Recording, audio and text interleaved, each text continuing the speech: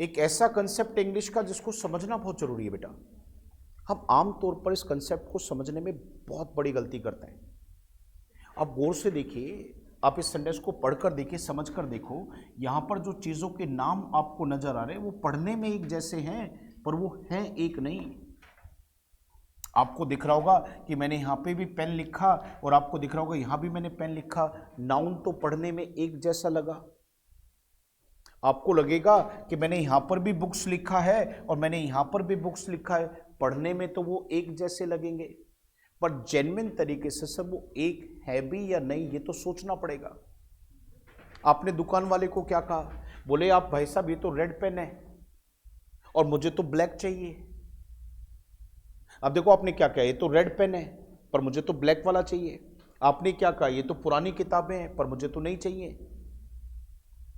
तो आपको शायद पढ़ने में एक जैसा शब्द लगा, पेन पेन, बुक्स बुक्स, पर ध्यान से देखो चीजें तो अलग अलग है।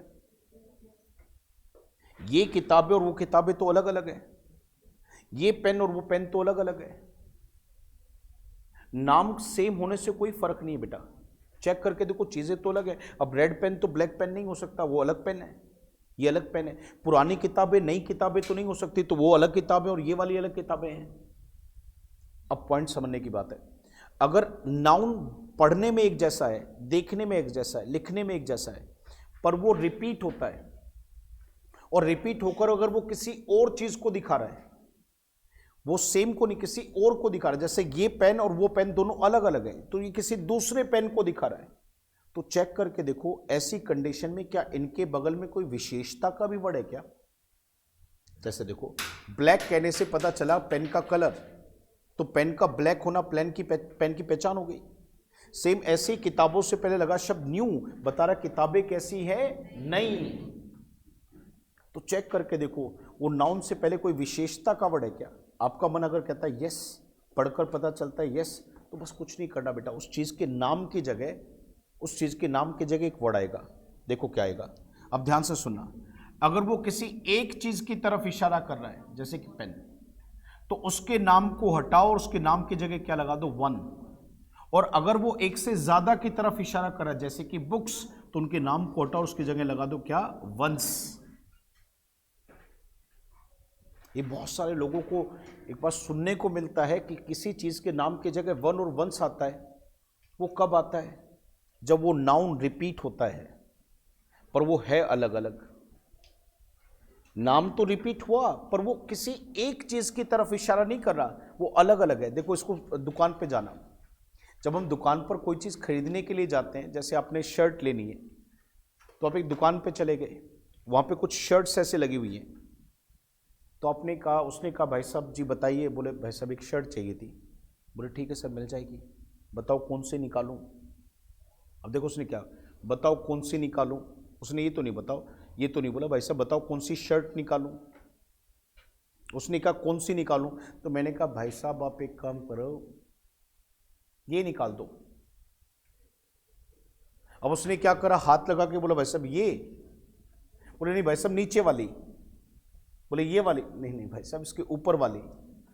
अच्छा इसके साइड वाली और निकालना, साइड वाली ऊपर वाली, ऐसे शब्द जो आपने बोले शर्ट के लिए, कौन से वाली निकालूं शर्ट, ये वाली शब्द जो आया ये क्या था? वो एक्चुअल में क्या था कि वो कहीं ना कहीं कोई नाउन के रिपीट होने की बात थी। अंडरस्टूड हो गया था, मैं एक बार चीज का नाम ले चुका था, अब उसके जैसी जितनी भी चीजें थी बार बार उसका नाम तो लेना नहीं, उसके लिए शब्द लगेंगे। और वो शब्द कौन से दो, एक वन और एक वंस। हाँ जी ये सुनो, मैंने कभी पहला बच्चा आ जाओ, एक लास्ट एग्जांपल दे रहा हूं, मैंने कभी पहला बच्चा आ जाओ, अब देखो मैं क्या रहा हूं, दूसरा आ जाओ। अब जो दूसरा बच्चा है वो कहीं ना कहीं पहले वाला तो है नहीं, वो तो दोनों अलग अलग व्यक्ति हैं, पर बार बार मुझे बच्चा कहने की जरूरत ही नहीं, तो एक नाउन को बार बार रिप्लेस करने मतलब रिपीट करने की जरूरत ही नहीं होती। अगर उसका एक बार आप नाम ले चुके तो अंडरस्टूड है। पर अब क्या करो, इंग्लिश में चाहो तो उसका नाम जब रिपीट हो रहा है तो उसके नाम को हटाओ, एक होने पर वन और ज्यादा होने पर वंस लगाओ। तो आपने क्या कहा, भाई साहब ये तो रेड पेन है और मुझे तो कैसे बोलोगे, दिस इज अ, संडे को आने देना बेटा। This is a but I want a, मैंने कहा भाई साहब ये तो पुरानी किताबें, these are but I want. Sir समझ में आ रहा नहीं आ रहा है? ये बात, यही कंसेप्ट तो आप लोगों को समझना था, इसमें कुछ है ही नहीं। तो लिखिए बेटा।